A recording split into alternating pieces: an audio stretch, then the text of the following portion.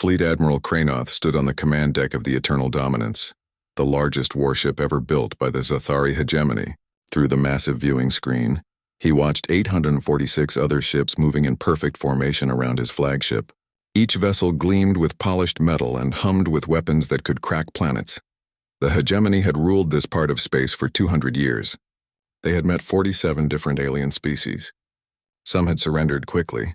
Others had fought. All of them had learned the same lesson. The hegemony always won. Cranoth's scales shifted from deep blue to satisfied purple. Today was a routine patrol, nothing more. His fleet was practicing formations near the edge of mapped space. It was more of a show than actual work. Nobody challenged the hegemony anymore. Nobody dared. "Admiral," his sensor officer called out. "We have detected something unusual." Cranoth turned his large head toward the officer. "Explain." "A ship, sir. Unknown design. It appeared at the edge of our scanning range." The officer's fingers danced across his console. "It's alone. Single vessel. Very small. Origin? Unknown, Admiral. It doesn't match any species in our database." Cranoth felt a spark of interest.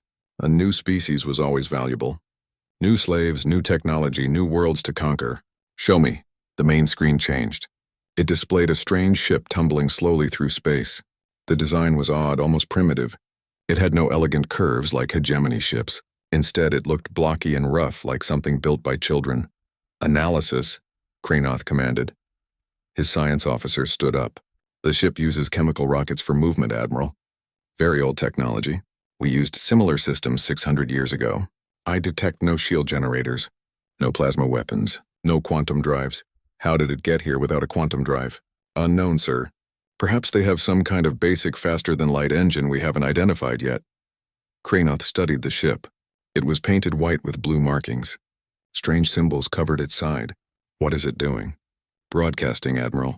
It's sending out radio waves in all directions." "Radio?" Cranoth's scales flickered with amusement. Radio was ancient technology. "What is it broadcasting?" The communications officer listened for a moment. "Music, sir, and mathematical formulas. Prime numbers, physical constants, basic geometry. I think it's a greeting message." "A first contact probe," the science officer said. "This species doesn't know we exist. They're reaching out blindly, hoping someone will answer." Cranoth considered his options. Standard procedure was simple. Destroy unknown vessels, then investigate their homeworld. But this seemed different. A species so primitive they still use radio, so naive they broadcast their presence to the entire galaxy. This could be entertaining. "Bring the fleet around," Cranoth ordered. "Surround the vessel. I want 200 ships in a sphere formation around it. Let's give them a proper welcome." The fleet moved like a living thing. Ships that massed millions of tons glided into position with ballet-like grace. Within minutes, the tiny alien vessel sat in the center of a metal cage of warships. Each ship had enough firepower to destroy a moon. "Scan it more carefully," Cranoth said. "I want to know everything about this ship before we bring it in." The science officer worked for several minutes. "Admiral, I'm reading 5 life signs aboard." The beings appear to be carbon-based, similar to hegemony biology. They breathe oxygen. Gravity aboard their ship is slightly higher than our standard. "Only 5? Cranoth was surprised. Such a small crew for a deep space vessel. "Perhaps they don't expect to meet anyone dangerous," his tactical officer suggested. "Or perhaps they're suicidally brave," Cranoth said. "Either way, they're ours now. Hail them." The communications officer worked his console. "I'm using their own mathematical language to establish basic communication, Admiral." "Sending now." There was a pause. Then the alien ship's broadcast changed. A voice came through speaking in broken hegemony trade language. The accent was terrible, but the words were clear. "This is UNSS Magellan. We are explorers from planet Earth. We greet you in peace and friendship. We mean no harm. We wish to establish diplomatic relations." The command deck was silent for a moment. Then several officers made the Zathari sound for laughter, a clicking noise deep in their throats. "They think they can negotiate," the tactical officer said. Cranoth studied the ship again. UNSS Magellan, Earth. A new species that called themselves explorers. How delightfully innocent. "Bring them in," he ordered. "Use the tractor beams. Pull their ship into the main hangar. I want to meet these Terrans face to face." "Yes, Admiral." Blue beams of energy shot from the Eternal Dominance. They wrapped around the tiny Earthship like gentle hands. The Magellan didn't resist. It couldn't resist. It was pulled slowly toward the massive hangar bay doors. Cranoth watched the whole process with satisfaction. Another species discovered, another species that would learn the hard way that the galaxy belonged to the strong. These humans seemed peaceful, which meant they would be easy to break. He turned to his intelligence officer, Vralik. Prepare an interrogation room. Standard first contact procedure. I want to know everything about these humans. Their homeworld, their technology, their population, their resources. Vralik nodded, his scales shifting to professional gray. Should I prepare containment fields, Admiral? In case they're dangerous. Cranoth looked at the screen again. The tiny ship was almost inside the hangar now. 5 beings in a primitive vessel surrounded by 200 warships. I don't think that will be necessary, he said. What could 5 of them possibly do? The hangar bay of the Eternal Dominance was large enough to hold 50 ships the size of the Magellan. The human vessel looked like a toy as it settled onto the deck. Steam hissed from its engines as they cooled. The hull was scarred and dented, clearly built for function rather than beauty. Cranoth stood behind a transparent barrier with his senior officers. 200 armed guards surrounded the human ship, weapons ready. Nobody took chances with unknown species, even weak-looking ones. A door opened on the side of the Magellan. A ramp extended slowly. 5 figures emerged. They walked on 2 legs like the Zathari. They wore bulky white suits with helmets that covered their faces. Each suit had tubes and tanks attached to it. Primitive life support systems. The humans walked down the ramp carefully. They moved with the hesitation of beings in an unfamiliar gravity. The hegemony kept standard gravity at 0.8 Earth normal, though they didn't know that yet. One of the humans, slightly taller than the others, raised a hand. The gesture seemed peaceful. The universal language of I come without weapons. Cranoth activated the translation system. Remove your helmets. The atmosphere is breathable for oxygen users. The tall human touched something on their wrist. There was a hissing sound. The helmet unlocked and lifted away. The face underneath made several Zathari officers step back. Humans looked predatory. 2 eyes faced forward, the mark of a hunting species. Their mouths were small but showed white teeth when the human smiled. Hair covered the top of the head, dark brown in color. The skin was tan, smooth, and looked fragile. Thank you, the human said in accented hegemony trade speak. I am Captain Sarah Chen of the United Nations Space Service. We are grateful for your welcome. The other humans removed their helmets, 2 males, 2 females by their appearance. All of them had the same forward-facing eyes. All of them had that same expression that looked like friendliness but felt wrong somehow.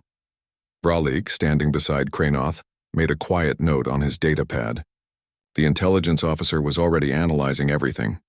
Welcome to the Eternal Dominance, Cranoth said. His translator turned his words into something the humans could understand. I am Fleet Admiral Cranoth of the Zathari Hegemony. Your vessel was detected in our territory. We didn't know this was claimed space, Captain Chen said. We apologize for the intrusion. We've only recently developed faster-than-light travel. This is humanity's first journey beyond our home system. Your first? Cranoth felt his interest grow. A completely new species still learning to walk among the stars. Then you are fortunate to have met us first. The galaxy can be dangerous for the unprepared. We hope to find friends, Chen said. Her smile remained, but her eyes were constantly moving, studying everything around her. Cranoth gestured to his guards. Come, we will provide quarters for you. I have many questions about your species. The humans followed, surrounded by armed guards. They seemed calm, not frightened. Vralik found that interesting. Most species showed fear when they realized they were prisoners. These humans just looked curious. The interrogation room was comfortable by hegemony standards. Soft lighting, adequate seating, temperature controls. Cranoth believed in getting information through conversation before using force.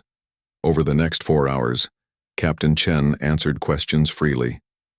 She showed them a data device that contained information about Earth and humanity. The basic facts seemed simple enough.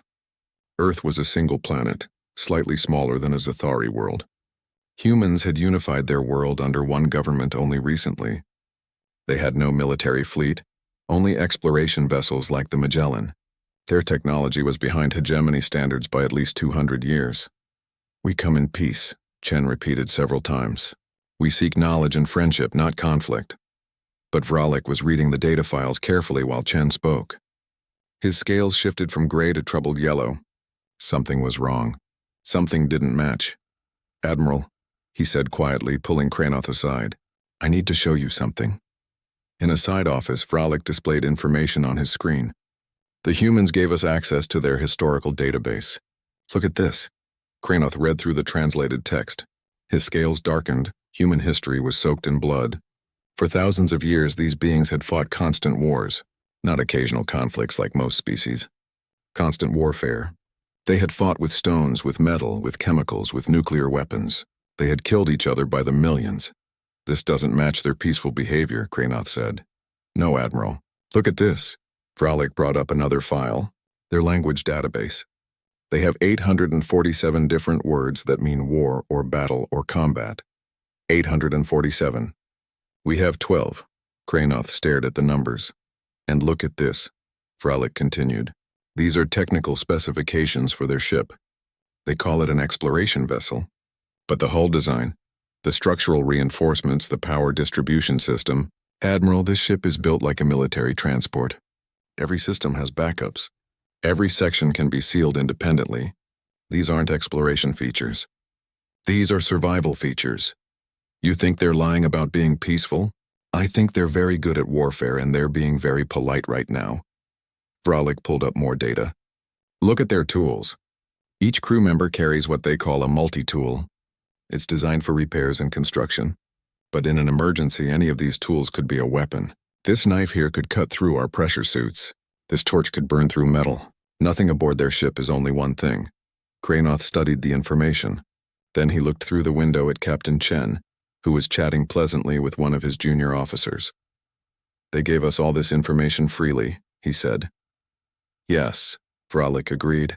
That concerns me most of all. Why would they show us how dangerous they are? Kranoth made a decision. I want to test them. I want to see how they react to real danger. What do you mean, Admiral? Bring Captain Chen back. Show her what happens to species that displease the hegemony. An hour later, Captain Chen sat alone with Kranoth.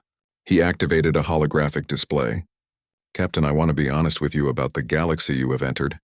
Chen leaned forward, attentive. The hegemony maintains order through strength, Kranoth said. Sometimes species resist our guidance. We must respond firmly. He played a recording. It showed a planet from orbit, green and blue. Then it showed hegemony ships firing. The planet's surface turned to fire. Cities burned. Oceans boiled. 4 billion beings died in 3 hours. This was the Felkari homeworld, Kranoth explained. They refused to accept hegemony law. This was the result. He watched Chen's face carefully, expecting terror or tears or begging. Instead, her expression went completely blank. The friendly smile disappeared. Her eyes became cold like ice. You record your genocides? She asked quietly. The temperature in the room seemed to drop. I wanted you to understand your situation, Kranoth said, suddenly uncertain. Chen stood up slowly. I need to return to my ship. I need to consult with my government. You may not. I need to return to my ship, Chen repeated. Her voice was flat, final. Kranoth found himself agreeing before he knew why. Something about her tone made him step back. As Chen walked out surrounded by guards, Vralik appeared beside Kranoth. Admiral, the intelligence officer said softly, I think we made a mistake. Captain Sarah Chen walked back to the Magellan in silence. Her 4 crew members waited at the base of the ramp. They looked at her face and immediately understood something had changed. Captain? Lieutenant Marcus Webb asked quietly. Get inside now. We have work to do. The guards tried to follow them up the ramp. Chen turned and spoke in perfect hegemony trade speak. We need privacy to contact our government. It is our right under standard first contact protocols. The guard commander hesitated. He looked uncertain. Chen's voice had changed from friendly to commanding. He found himself nodding. You have 2 hours, he said. The Magellan's airlock closed. Chen moved quickly through the small ship to the main cabin where her crew waited. They showed me a recording, she said without sitting down. They destroyed an entire planet. 4 billion people. They recorded it. They showed it to me like a training video. The cabin went silent. Dr. Lisa Kozlov, the mission's xenobiologist, spoke first. They were trying to intimidate you. Yes. And I need everyone to understand something right now. Chen looked at each of them. We are 3 months away from Earth. We are alone. We are surrounded by 200 warships commanded by beings who commit genocide and brag about it. What are you saying, Captain? Webb asked, though his expression showed he already knew. I'm saying we need to be ready for anything. Marcus, I need you to go through every system on this ship. Everything. I need to know what we can use. Use for what? For whatever we need to use it for. Webb nodded slowly. He was a good engineer. He understood what she wasn't saying directly. Chen turned to the communications officer, Lieutenant James Park. Send a message to Earth. Tight beam, maximum encryption. Tell them what we found. Tell them about the hegemony. Tell them we may not be coming home. Park's fingers moved across his console. Message away. It'll take 3 months to reach Earth. I know. Chen sat down finally. Now we wait and see what Kranoth does next. Outside the ship, Vralik was conducting a deeper analysis of human data. What he found made his scales turn from yellow to deep orange, the color of fear. He rushed to Kranoth's office. Admiral, I need you to see this immediately. Kranoth looked up from his reports. What now? The humans, sir. I've been analyzing their biology and their planet. Admiral, Earth is what we would classify as a death world. Explain. Vralik brought up images on the display. Earth's gravity is 1.3 times our standard. The atmosphere has 21% oxygen, which makes everything burn easily. The planet has predators in every environment. On land, in the sea, in the air, everywhere. Many worlds have predators, not like this, Admiral. Humans evolved being hunted. They evolved to hunt back. Look at their eyes. Forward-facing, depth perception. These are pursuit predator features. Their bodies are designed for endurance running. They can track prey for days without stopping. Kranoth leaned forward. They don't look that dangerous. That's because we're seeing them healthy and rested, sir. But look at their medical data. Humans can survive injuries that would kill most species. They have redundant systems. If one kidney fails, the other continues. They can lose large amounts of blood and keep fighting. They can survive broken bones. And, Admiral, their psychology, they have something called an adrenaline response. In danger, their bodies inject chemicals that make them faster, stronger, and reduce pain. Interesting, but they're still just 5 beings. There's more. Vralik was speaking faster now. I found their military history databases. Admiral, humans have been fighting organized warfare for 10,000 years. They have developed tactics for every situation. Urban combat, naval combat, air combat, space combat theories that predate their actual space travel. Space combat theories? Yes, sir. They imagined how to fight in space before they could even reach space. They planned for it. They prepared for it. Vralik brought up more files. And look at this. Something called the Geneva Conventions. What is that? Rules for warfare, Admiral. Laws that limit how wars can be fought. They created international laws to prevent war crimes, to protect prisoners, to ban certain weapons. Kranoth stared at the screen. Why would any species need laws to limit warfare? Because without those laws, they would be too brutal to each other. Vralik said quietly, Admiral, humans are the only species I've ever studied that needed to create rules to make their wars less horrible. Kranoth felt a chill run through him. What are you saying? I'm saying they call themselves peaceful, but their entire history is violence. I'm saying their ship looks primitive, but it's designed with military thinking. I'm saying Captain Chen's reaction to your genocide video wasn't fear. It was recognition. She's seen things like that before in her own species' history. You think they're dangerous? I think they're very dangerous, Admiral, and I think we made them angry. At that moment, alarms began sounding throughout the ship. Kranoth ran to the command deck with Vralik following. Report, Kranoth demanded. Admiral, the human ship is doing something to its power core, the science officer reported. Energy readings are increasing. The pattern doesn't match normal operations. Are they preparing to escape? No, sir. I don't know what they're doing. The reactor is being modified somehow. Can they hurt us? Admiral, their reactor is tiny compared to ours. It's a simple fusion plant. Even if it exploded, it would barely scratch our shields. But Vralik was looking at his own datapad, reading through human technical files. His scales went from orange to pure white.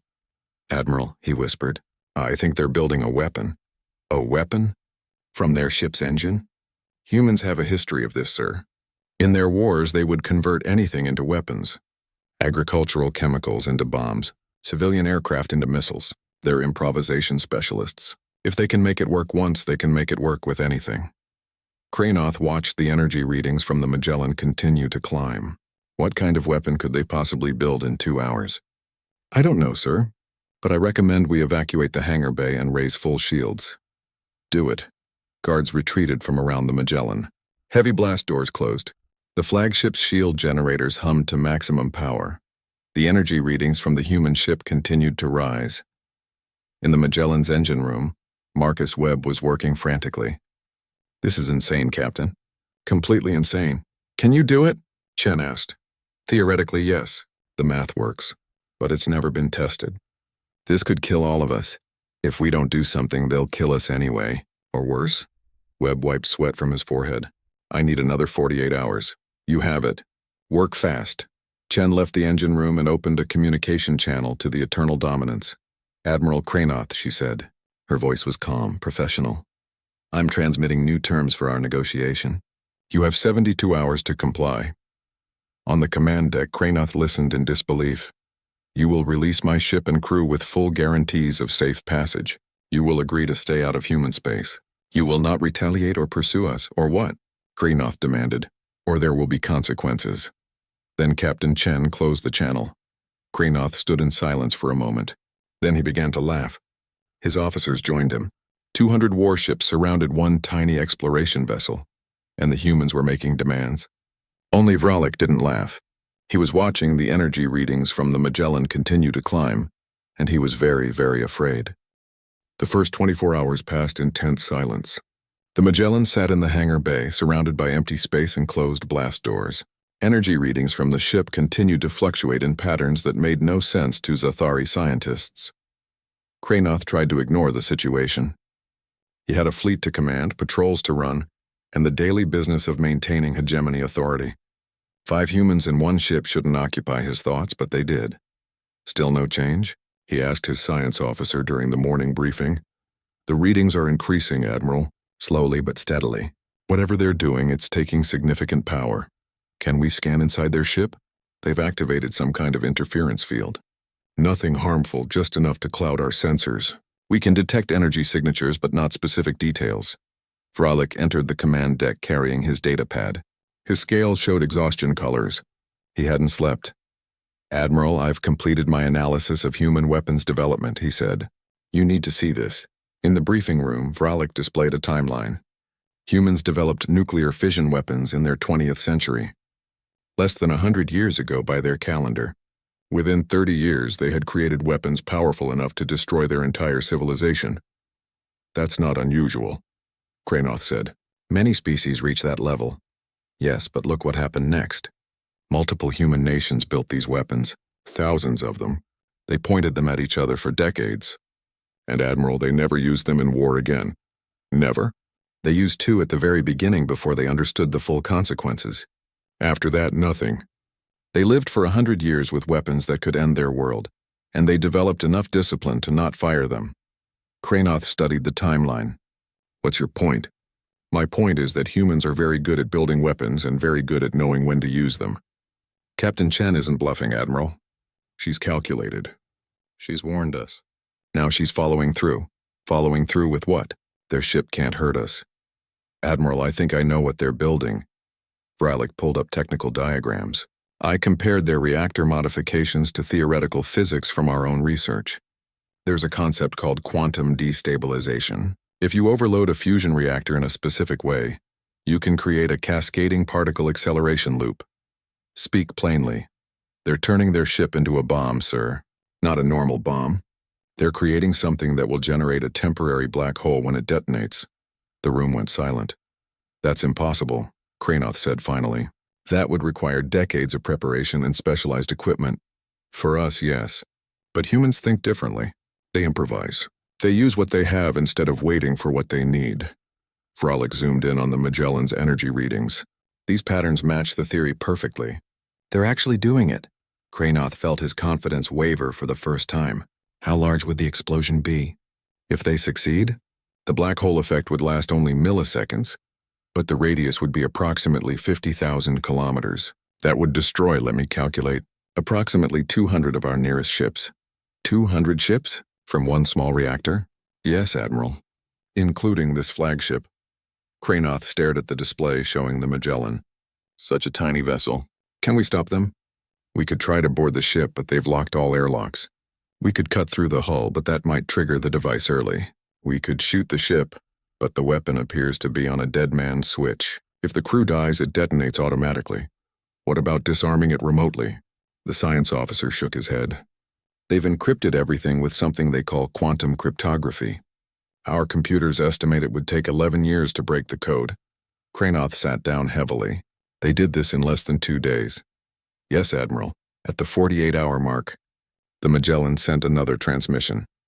Admiral Cranoth, this is Captain Chen. We wanted to update you on our progress. Cranoth activated the screen. Chen appeared, looking calm and professional. Behind her, he could see her crew working on various systems. We've completed our modifications, Chen said. We now have a fully functional quantum destabilization device. The yield has been calculated carefully. When it detonates, it will create a temporary gravitational singularity. The effective radius will encompass approximately 200 of your ships in a perfect sphere around our position.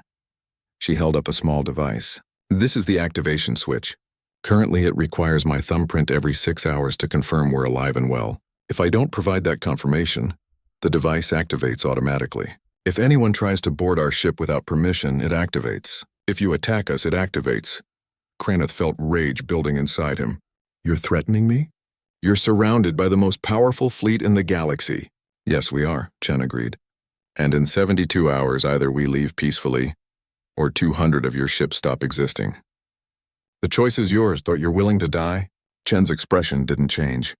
Admiral, you showed me a recording of genocide. You wanted me to understand that you're willing to kill billions. I'm just returning the courtesy. I want you to understand that we're willing to die fighting. The screen went dark. Cranoth turned to his tactical officer. Options? We could evacuate the 200 closest ships, sir. Move them out of the blast radius, and then what? Let 5 humans dictate terms to the hegemony? Let word spread that we back down from a single exploration vessel? Cranoth's scales flushed angry red. Never. We don't negotiate with primitives. Vralik stepped forward. Admiral, perhaps we should consider— No. Cranoth slammed his fist on the console.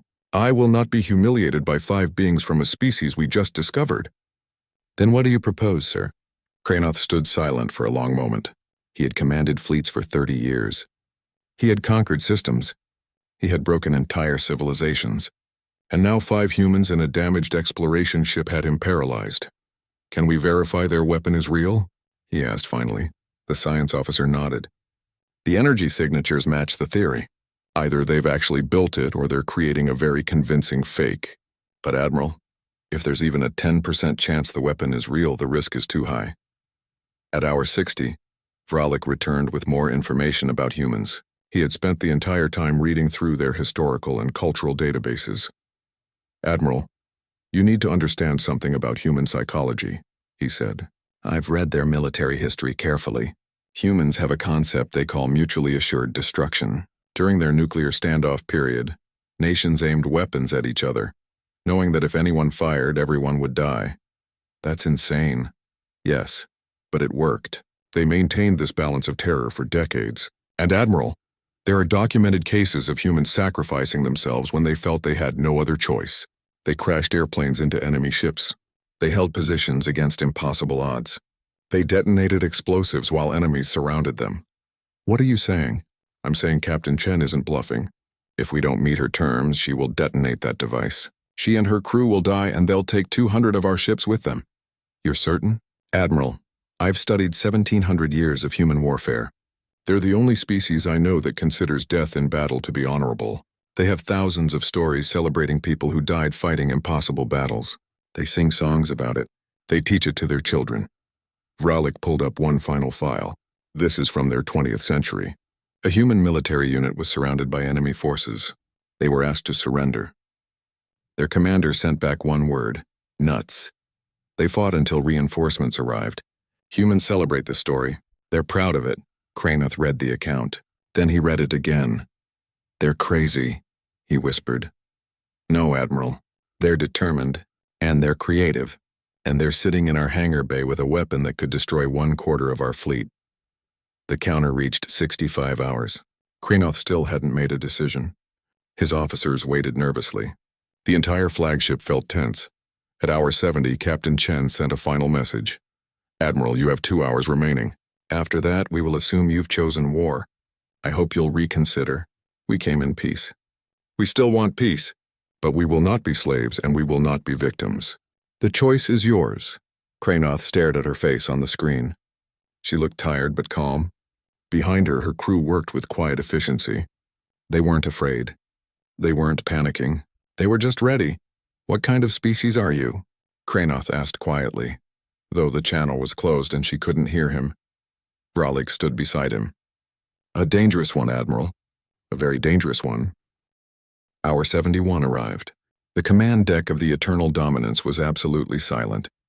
Every officer stared at the countdown timer. 1 hour remained.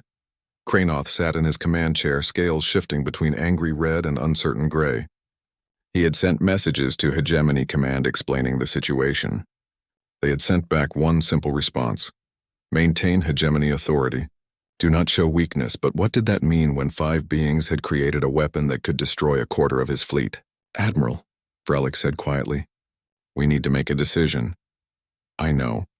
If we let them go, other species will hear about this. They'll know that humans backed down the hegemony. I know.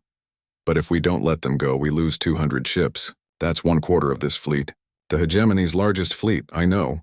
Krenoth's voice echoed through the command deck. Several officers stepped back. Bralik didn't move. Admiral, there's one more thing you should see. He pulled up a final piece of data.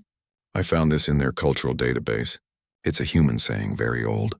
It translates as, peace is not the absence of conflict, but the ability to cope with it. What does that mean? I think it means humans know how to fight, but they choose not to unless forced.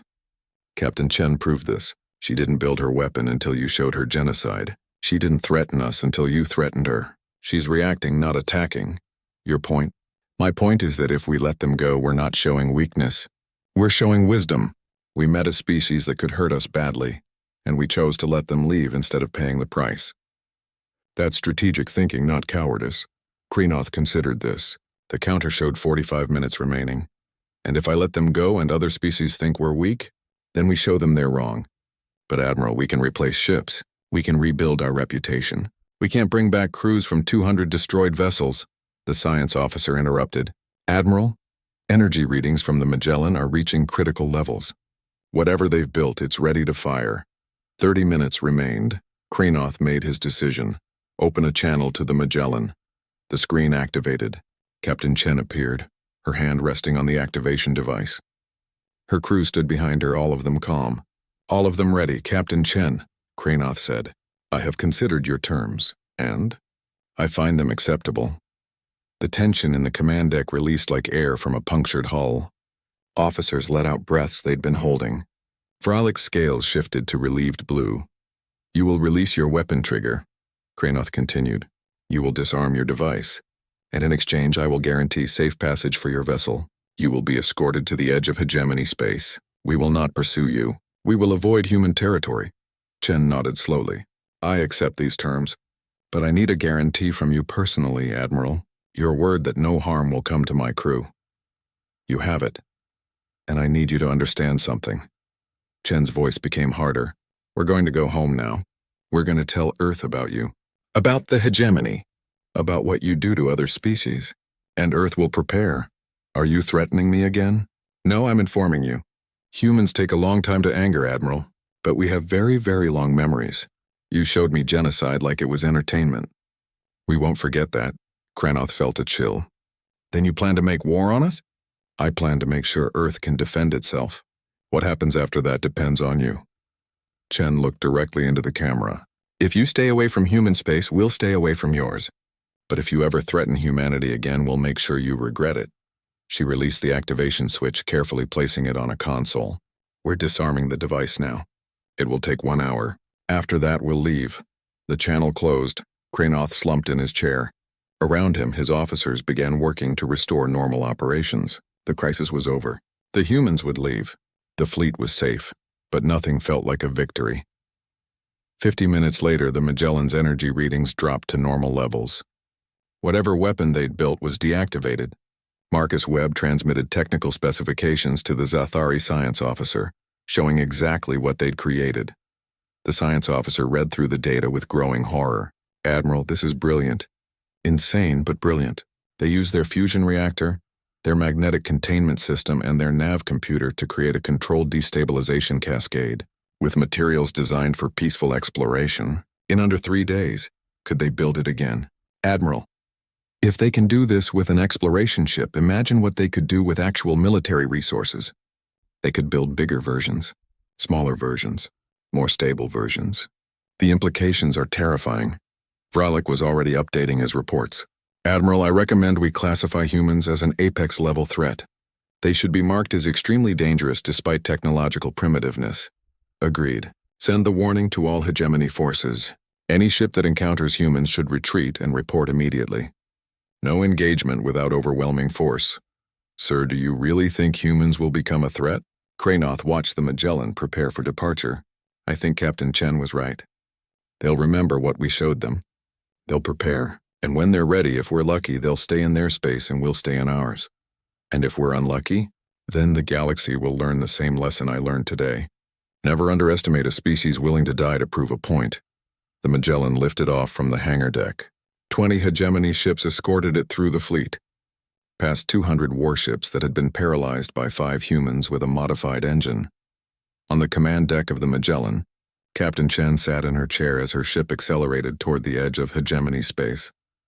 "Captain," Marcus Webb said from the engineering station, "that was incredible. Terrifying, but incredible." "That was necessary," Chen corrected. "Would you really have done it?" Dr. Kozlov asked. "Would you really have detonated?" Chen stared out at the stars ahead. Behind them, the hegemony fleet was growing smaller in the distance. Earth was 3 months away. 3 months to think about what they'd learned. 3 months to prepare their report. "They showed me a planet burning," she said quietly. 4 billion people dying.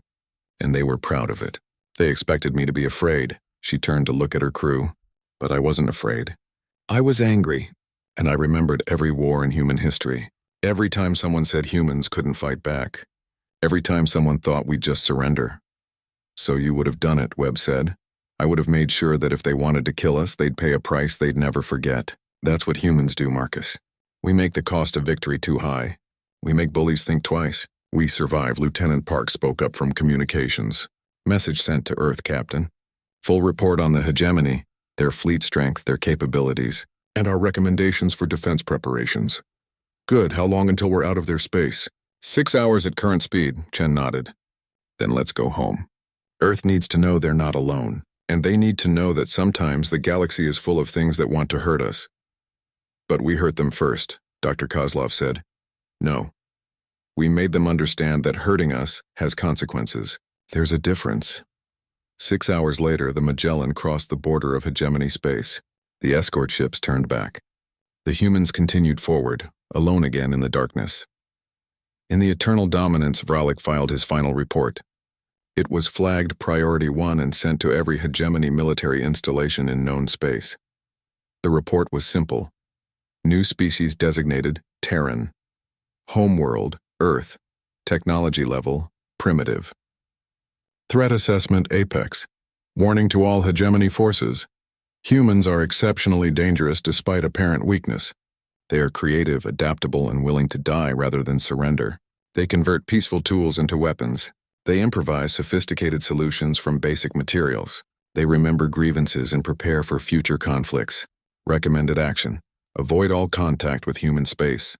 Do not engage without overwhelming numerical superiority. Do not underestimate their capacity for violence or their determination to survive. These beings are pursuit predators from a death world, and they have 10,000 years of warfare experience. They are not prey. They are apex predators in disguise. The report concluded with one final line. Today, one Terran ship paralyzed the galaxy's strongest fleet. Imagine what they could do with 1,000 ships. With 10,000. With preparation time. Never give them a reason to prepare for war. The hegemony may be strong, but humans are something else entirely. They are survivors, and survivors are the most dangerous beings in the galaxy. Cranoth read the report and approved it. Then he looked out at the stars where the Magellan had disappeared. "I hope we never meet them again," he said quietly to the empty command deck. But deep down, he knew better. Humans had found the galaxy, and the galaxy would never be the same.